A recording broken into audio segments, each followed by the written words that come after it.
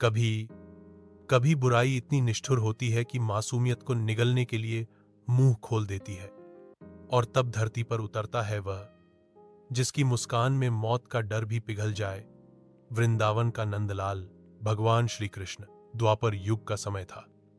गोकुल से वृंदावन आने के बाद नंद बाबा और व्रजवासी चैन की सांस ले रहे थे।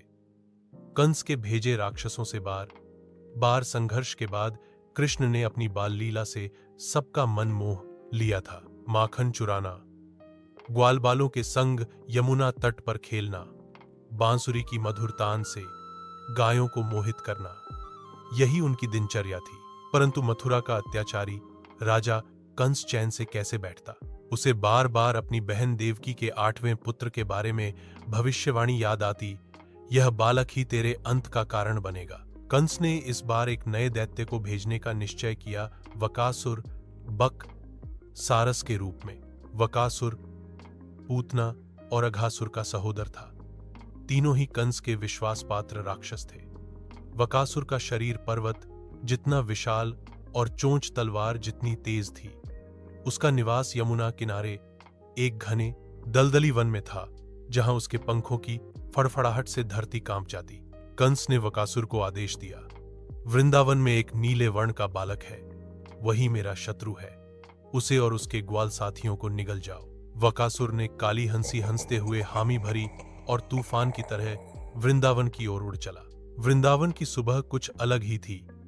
हवा में बांसुरी की मधुर धुन तैर रही थी, गायें शांत मन से चर रही थीं, और ग्वाल बाल हंसते खेलते कृष्ण के साथ यमुना किनारे जा रहे थे। अचानक हवा में एक अजीब सी सिहरन फैल गई। पक्षी चुप हो गए, गायें घबराकर इधर उधर भागने लगी, और पेड़ों के पत्ते बिना हवा के ही कांप उठे। सभी ने आसमान की ओर देखा। एक विशालकाय सफेद सारस, जिसकी लाल लाल आंखें अग्नि जैसी चमक रही थीं, वृंदावन की ओर उतर रहा था। ग्वाल बाल घबरा गए। अरे देखो, कैसा बड़ा पक्षी है, कहीं ये हमें खाने तो नहीं आया। कृष्ण शांत भाव से मुस्कुराए, डरो मत, यह हमारे खेल का एक नया पात्र है। पर तभी वकासुर ने तेज गर्जना की और अपनी लंबी चोंच सीधे कृष्ण की ओर बढ़ाई। पलक झपकते ही उसने कृष्ण को अपनी चोंच में दबा लिया। ग्वाल बाल चीख उठे, कन्हैया। गायें रंभाने लगीं और चारों ओर अफरा तफरी मच गई। वकासुर को लगा कि उसने काम आसान कर दिया, पर अंदर जैसे अग्नि का गोला हो। कृष्ण ने अपनी दिव्य शक्ति का प्रयोग किया। उनके छोटे छोटे हाथ, जो सामान्यतः बांसुरी थामते थे, अब लोहे की गदाओं जैसे कठोर हो गए। उन्होंने वकासुर की चोंच को भीतर से फैलाना शुरू किया। वकासुर ने चीखते हुए चोंच बंद करने की कोशिश की, पर कृष्ण की शक्ति उसके कल्पना से परे थी। वकासुर आकाश में उड़ने लगा, कभी जमीन पर कूदता, कभी वृक्षों से टकराता, पर कृष्ण को झटक नहीं पाया। कृष्ण ने चोंच को पूरी ताकत से दोनों ओर खींचा, और कड़क की भयावह आवाज के साथ वकासुर की चोंच 2 हिस्सों में फट गई। सारस रूपी दैत्य धरती पर गिरा, उसकी आंखें उलट गईं, और कुछ ही क्षणों में उसका विशाल शरीर निश्चल हो गया। ग्वाल बाल दौड़कर कृष्ण के पास आए। कन्हैया, तू ठीक है ना? कृष्ण मुस्कुराए, अरे मैं तो बस खेल रहा था।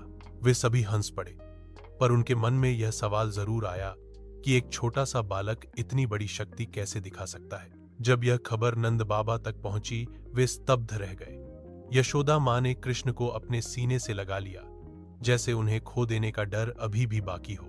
नंद बाबा ने मन ही मन सोचा, यह बालक साधारण नहीं है, यह अवश्य किसी देवता का अवतार है। उधर मथुरा में जब वकासुर के मारे जाने की खबर पहुंची, कंस का चेहरा क्रोध से विकृत हो गया। एक एक करके मेरे सारे योद्धा मारे जा रहे हैं, लगता है वह समय दूर नहीं जब यह बालक मुझ तक पहुंच जाएगा। पर उसने हार नहीं मानी और अगले दैत्य की योजना बनाने लगा। वृंदावन ने उस दिन फिर एक चमत्कार देखा। सभी को यह स्पष्ट हो गया कि जब तक श्री कृष्ण उनके बीच हैं, कोई भी बुराई, चाहे कितनी ही शक्तिशाली क्यों न हो, उन्हें नुकसान नहीं पहुंचा सकती। यह कथा हमें यह सिखाती है कि बुराई चाहे कितनी भी विशाल क्यों न हो, सत्य और धर्म की शक्ति से उसका अंत निश्चित है।